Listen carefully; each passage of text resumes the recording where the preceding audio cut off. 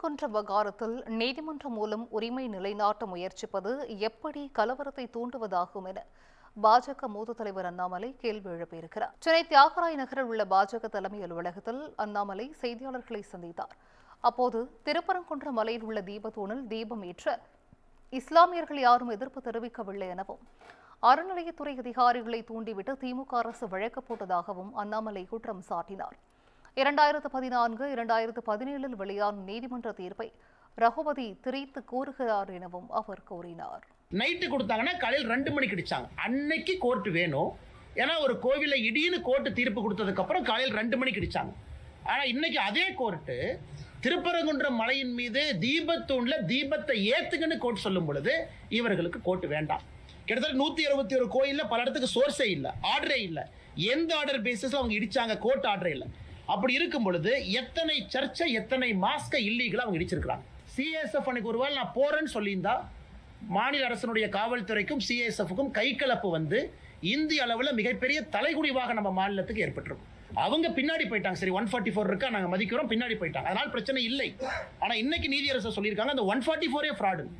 இவ்வளவு தவறுகளை செய்ய விட்டு இன்னைக்கு சுப்ரீம் கோர்ட்ல ஃபைல் பண்ணியிருக்கிறாங்க. பாருங்க, அபிஷேக் மனு சிங்கிவி அவங்க, விகாஸ் சேகல் அவங்க, இங்க ஒருத்தருக்கு ஃபீஸ் என்னங்க? 20 லட்சம், 30 லட்சம், 40 லட்சம் சிட்டிங் ஃபீ. இன்னைக்கு மதுரை அமர்வு நீதிமன்றத்திற்கு ஒரு பெரிய சீனியர் சுப்ரீம் கோர்ட் லாயர் வந்திருக்கிறாங்க. அங்க அபிஷேக் மனு சிங்கிவி இவ்வளவு கேலி கூத்தாக்கி விட்டு மறுபடியும் உச்சநீதிமன்றத்துக்கு போவோம், மறுபடியும் முதல்ல இருந்து ஆரம்பிப்பாங்க. அதனால தான் இதை பாரதிய ஜனதா கட்சி நாங்கள் அனைவரும் வன்மையாக கண்டிக்கின்றோம்.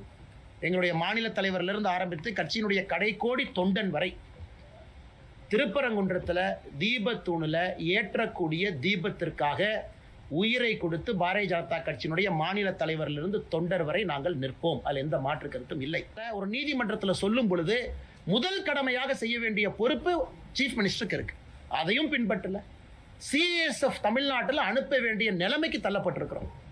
இது சம்பந்தமாக நேற்று தமிழக பாரதிய ஜனதா கட்சி சார்பாக நம்முடைய மாநில தலைவர் திரு நயினார் நாகேந்திரன் சார்பாக நம்முடைய உள்துறை அமைச்சர் அமித்ஷாஜி அவர்களுக்கு சம்பந்தமாக பிரீஃப் பண்ணியிருக்கிறோம். என்ன நடக்குது, என்ன பிரச்சனை இங்கே இருக்கு, இவங்க எந்த அளவுக்கு தவறான ஒரு விஷயத்தை செஞ்சிருக்கிறாங்க, எந்த அளவுக்கு நீதிமன்ற அவமதிப்பில் இன்வால்வ் ஆயிருக்கிறாங்க.